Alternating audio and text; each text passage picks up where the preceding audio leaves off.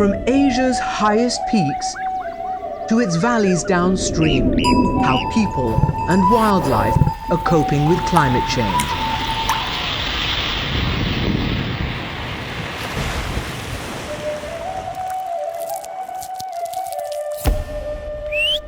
Voices from the roof of the world. This enchanted space exists just outside Karachi. It's a vast forest of incredible beauty, hiding many surprises. A place uninhabited by people and full of life. Not many people work here. Fewer come to visit. I'm Tariq Alexander Kyrgyzstan, and over the last decade I've visited this magical place almost every Saturday. This is my habitat of comfort. It's a place I love, treasure, and know well. Now I would like to share what I have seen exploring Karachi's very special forest.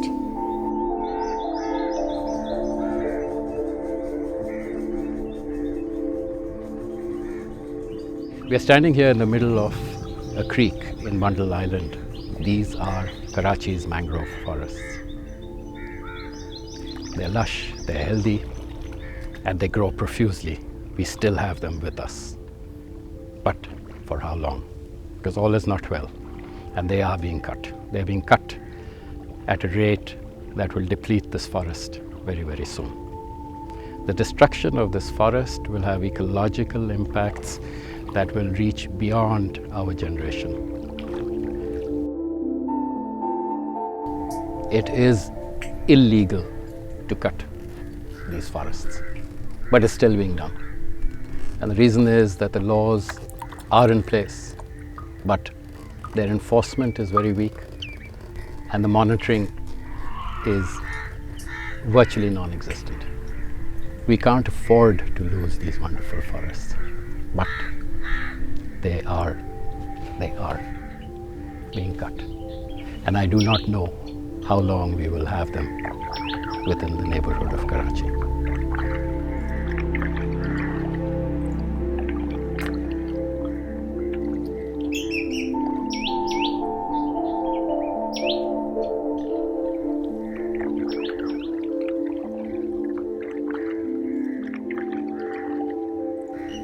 Within sight of this city, we enter into these mangrove channels, and the birds are perched on trunks of cut trees.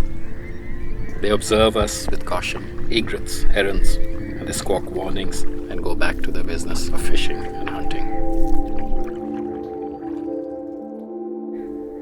Ismail, our boatman, has spent his childhood crabbing within these forests.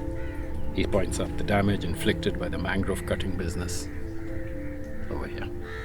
बहुत से पेड़ cut रहे जा रहे हैं, ये चेंसों से, कुल्हाड़ियों से ये पेड़ भी कट के मार्केट में बेचा गया है। हम बचपन में आते थे जंगलों में, तो इधर क्रैप्स ज़्यादा होते थे। अब यहाँ पे इसमें आलूदगी ज़्यादा हो गई है और इन जंगलों में अंदर से बहुत खोखले हो गए हैं। But there are still almost pristine sections of forests left, and the Brahmani kite shows us the way in. The waterways are vast and unknown to us, but an egret takes over from the kite to guide us. The channels meander and twist, expand and constrict. Here old and tall mangroves are still standing. We skirt around them into a dead-end lagoon. A heron flies under the arch of trees, and again we follow, moving deeper and deeper into this hidden world between land and water. The tunnels turn into endless channels, leading into even more pools covered by canopies of trees. We push ahead until the boat cannot move forward.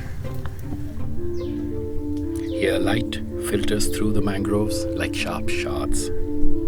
And my most magical memory on this very special day.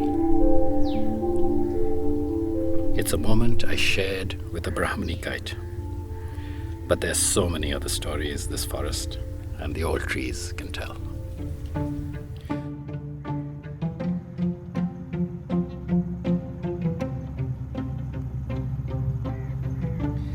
We all understand the benefit of mangroves.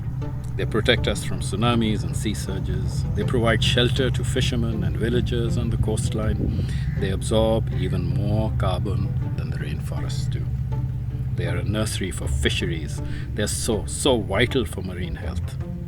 Our delta has been the very reason that our shores and our coastline have been so prolific in the production of fish. Taimur Mirza is with me. He's a conservationist, a photographer, and a core member of our team.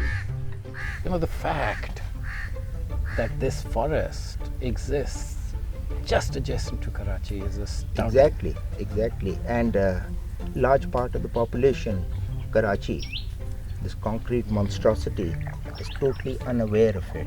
Absolutely. And these islands out here on the windward side, and they provide that essential oxygen that is needed in the highly polluted industrial areas of Landi and Kurangi. All over Landi, Kurangi and the rest of Karachi. Yeah, the rest of Karachi. But yet, this last section of these massive forests are at risk.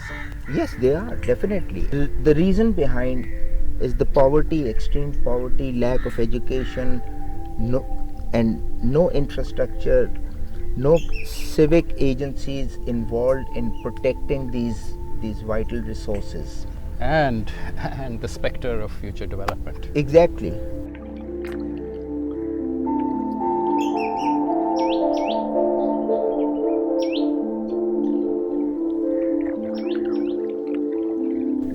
The Avicena marina is the dominant mangrove species here. They grow and live in brackish and saltwater tides for 80 to 100 years, developing into contorted shapes beyond our imagination.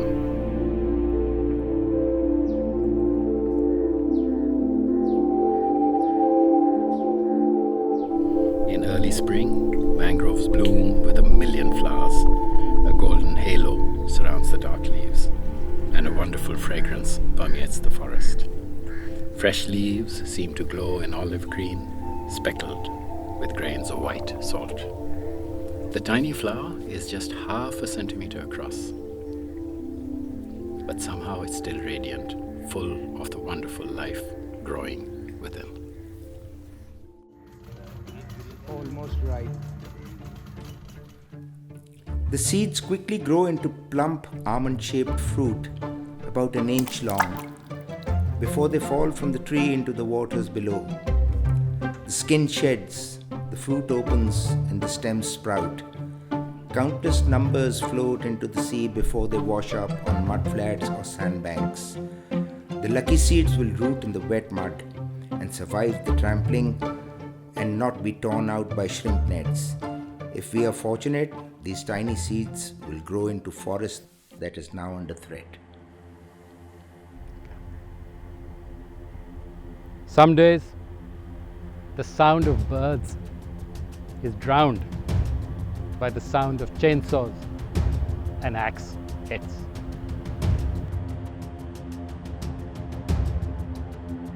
Many times we come across boatloads of timber. Commercial cutting is illegal. Foraging by people of coastal communities for personal use is not. However, the distinction between the two is blurry. An alternative source of fuel for these communities must be found to prevent disaster in the making.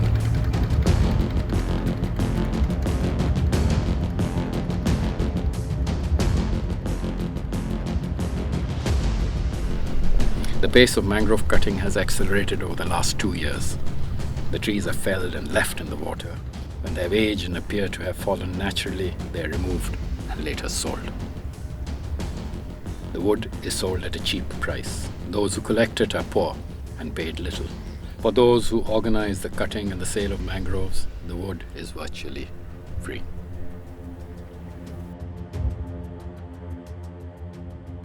Waqas works on our boat, and when asked about the cutting of the forest, he says, ये जंगल की लकड़ियाँ बिकती भी है बाज़ारों में भी और फैक्ट्रियों में भी, जिसके घर पे गैस और दूसरी चीज़ें नहीं होती है तो ये लकड़ियाँ इसी इस्तेमाल में करते हैं, जलाते भी है, वो कोयले बना के बेचते भी है। हमारे घर में तो फिर भी फ़िलहाल गैस है, अगर जिनके घर में गैस नहीं है तो वो क्या करेंगे।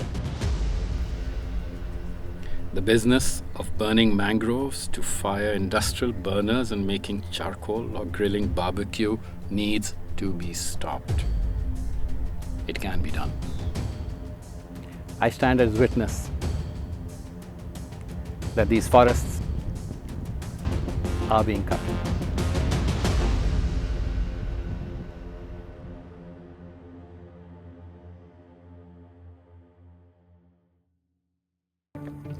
Welcome to Bundal Island. Our boat can sail right into the middle at high tide. These creeks crisscross this intertidal land, and they are deep.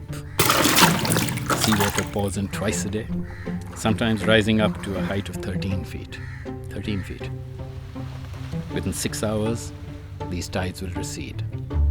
Water will flow out, and the same place will dry. Another 6 hours, and the waters will rise back up again. This is an intertidal land.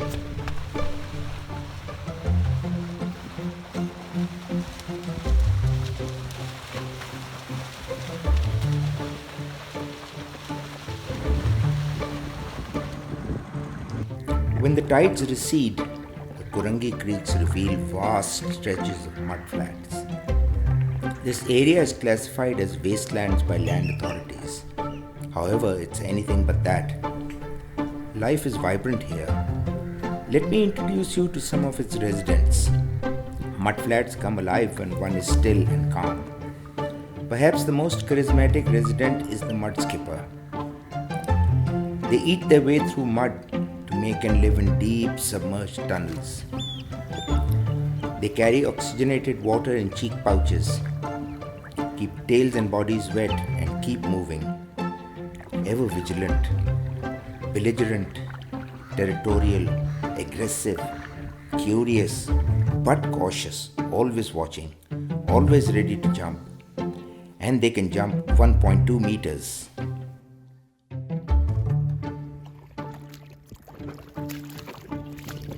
There is life and death here. So many species and so many life forms, seen only when we look. Every centimeter of the mud is alive, on the surface and below. There is so much below. Below the surface is a network of tunnels, homes, and highways, an ecosystem that has been able to cope to the onslaught of pollution and abuse. This is a bloodworm. We use it as bait, and the habitat needs it as a vital aerator of anaerobic soil. Sometimes even shrimp jump into our boat. When tides recede, shrimps get washed into the mudbank channels, and when our boat enters these shallows, they panic and try to escape, exploding out of the water. These waters are prolific. The shrimps grow fast, 4 months to become large, and the catch is still substantial, even close to the city. This is because of the mangroves, all in the shadow of Karachi and its uncontrolled development, excessive pollution and unsustainable practices. जब जंगल होते हैं उसमें छोटे झींगे होते हैं, छोटी मछली होती है, उसके अंदर चलते हैं. जब वो बंद कर देगा, पानी सूख जाएगा नहीं, फिर वो जो मछली मर जाता है. मछली झींगे जो है पेजाद जो हो रही है ये जंगल के अंदर होते हैं.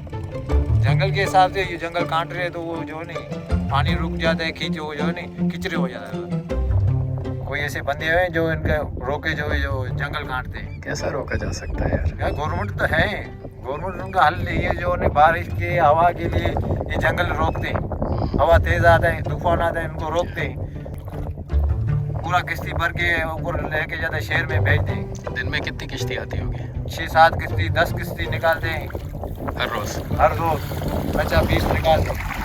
वो खतरनाक उनके पास मशीन है सामने वाला पूरा काट है. ये इनको मेहरबानी करे हुकूमत उनके पीछे लग जाए, जो ये लकड़ी काटते जंगल काटते हैं इनको रोक दे कच्चे को.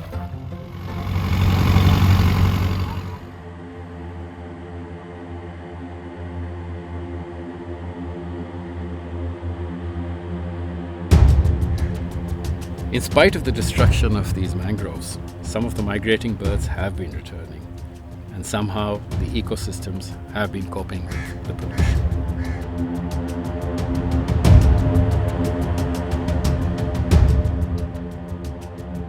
For me, the most spectacular is the flamingo. The resident and migratory population was large. They left Karachi's islands last year due to mangrove cutting and poaching.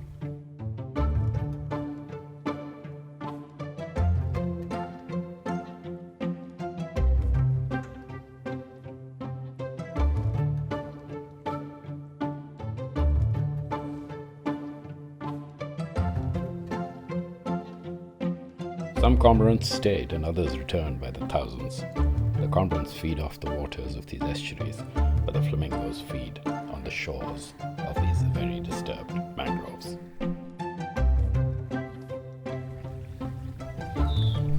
But for how long can these natural habitats compensate?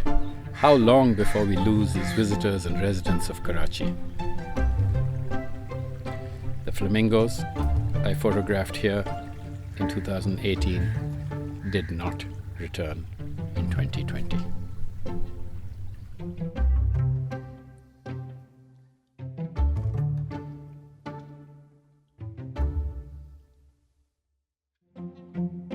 Today's journey continues in Dodarya. We head past the fishing community of Ibrahim Haidari and reach the relatively new Karangi fish harbour, lying in the foreground of the very old communities of Chashma and Redigot.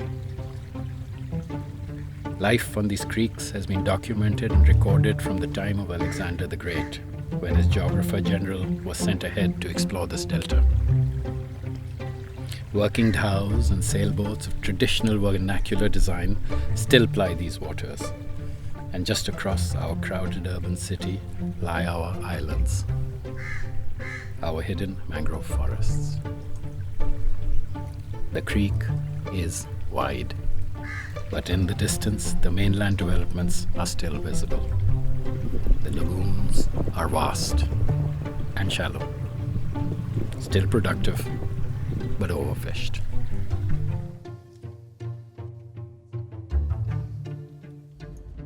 Captain Salim had to sell his own fishing trawler.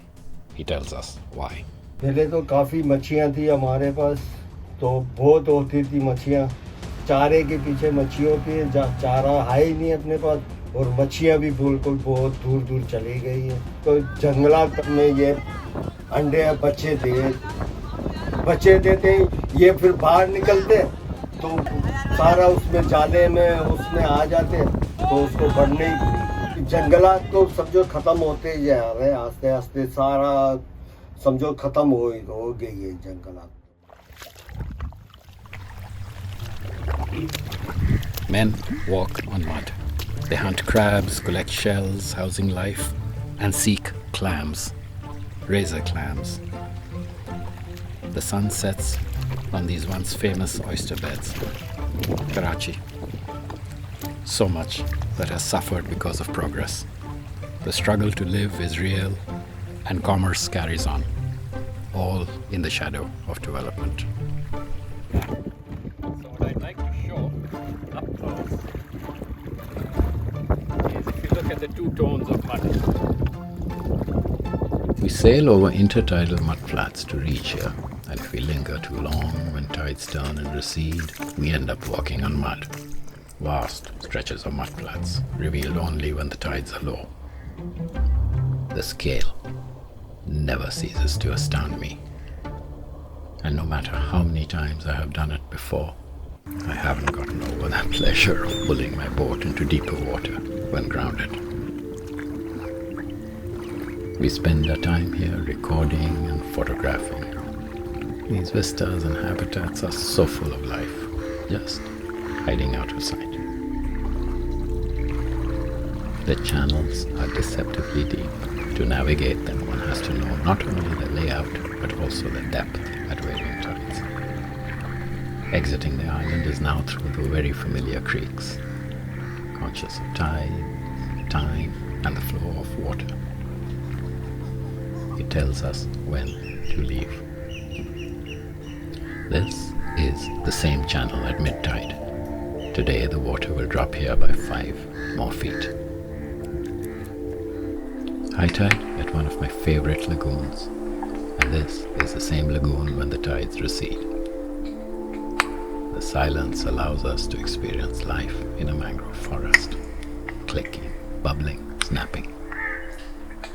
The sounds of air, mud and water as it's pulled by the moon's gravity, a tiny bit of earth responding to being influenced by universal forces.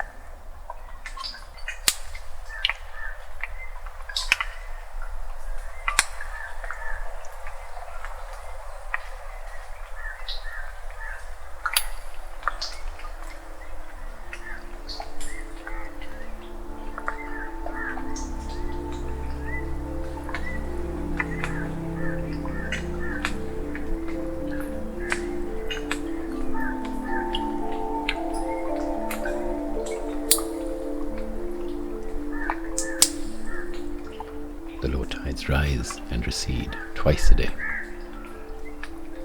I love experiencing the low tides here.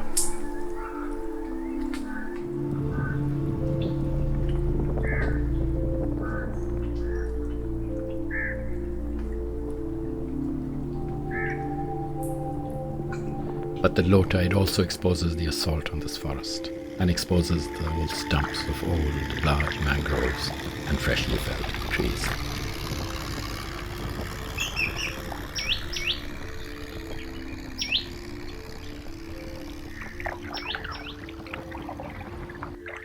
I often leave these forests in sadness, but leave even more determined to make sure they're protected in a future nature reserve. Our journey to understand how important mangroves are ends in Karachi's jungle, a city without a master plan. Karachi is a megacity. We, some 20 million people, live here within dense concrete, largely devoid of trees, coping with a high demand for growth, modernity, and housing great disparity in quality of life. This is an urban sprawl without master planning and managed by 18 independent municipalities that don't coordinate with each other. And this chaos translates into this. All the water has to be supplied by tankers. Exactly. And there's no gas. There's no gas, there's no hardly any infrastructure of electricity. There are power breakdowns that are constant. It is a city in chaos. Oh yes, definitely it is. And below this rubble that you see in this so-called storm drain is raw sewage water. And the solid waste that's floating on top, including the sewage, is dumped on a daily basis into the ocean. And this leads to storm. This solid waste and the sewage has to be treated and removed before it is allowed to reach the sea. Karachi's wastewater treatment plants exist but do not function. Some 7,000 tons of waste are dumped into the ocean every day. Even medical waste washes up on the beaches. More than 400 million gallons per day of untreated sewage is dumped into our waterways.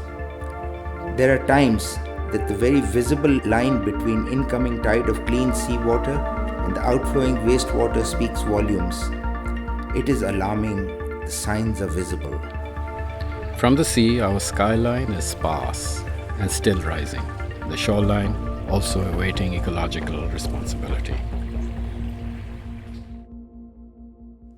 This is the Kurangi Creek, lying on the southeast of Karachi.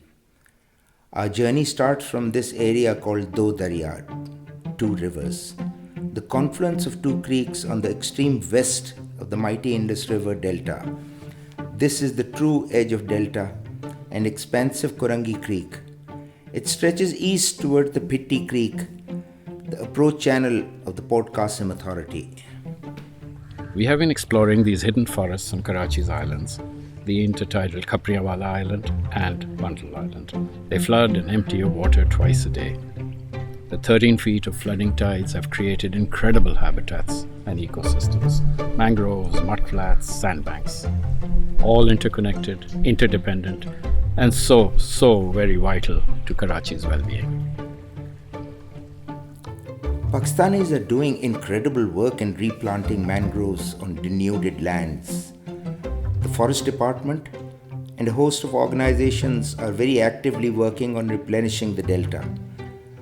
The work is truly admirable and commendable. The collaboration between them and the private sector is very commendable, and it is showing impact.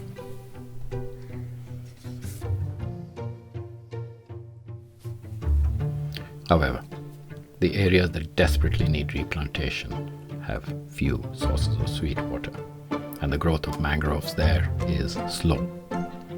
On the other hand, the forests on Karachi's islands adjacent to the Kurangi Creek still have some of the largest and oldest of mangrove trees.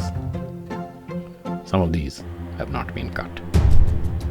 These need to be protected and preserved for future generations. When heading out to sea, I would notice a distant green line. The first time that I came here, I fell in love with these spaces. I have seen these mangroves in a pristine state, and I can see them disappearing, being destroyed. There are many parts here that are still healthy. However, plastic, trash, the city's waste, and commercial cutting of trees have had an impact. There's still enough left, and it is worth preserving. Pakistan can join the countries that have pledged at the recent Climate Change Summit to end deforestation by 2030. I would like to emphasize very, very strongly that it is a mistake. It's a huge mistake for us to allow the removal of these very necessary forests and trees. It will impact the future generations and the quality of life in our city for a very, very long time. There's only one certain way to protect the beauty of these critical forests. It is to create a nature reserve on our islands, a marine protected area. A place that is still so alive could continue for the benefit of all, where plants and animals can thrive and an already existing symbiotic relationship between man and nature can be sustained. I hope we don't miss this chance for our benefit and the generations that will follow us.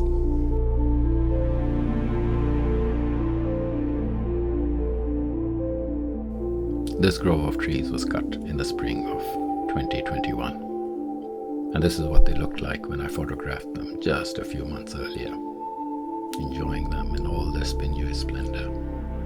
Now sadly, I photographed the remaining trunks one last time. It's always difficult, so difficult to lose old friends.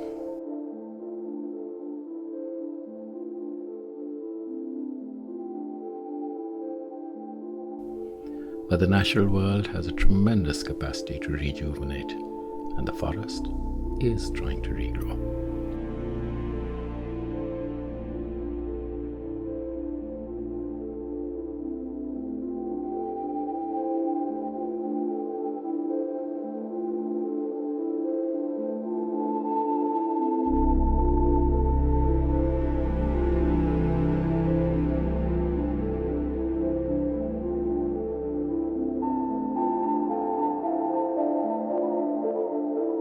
But it won't succeed if the clear cutting is not stopped and a sustainable harvest is not enforced. Even the hardiest forest will not survive.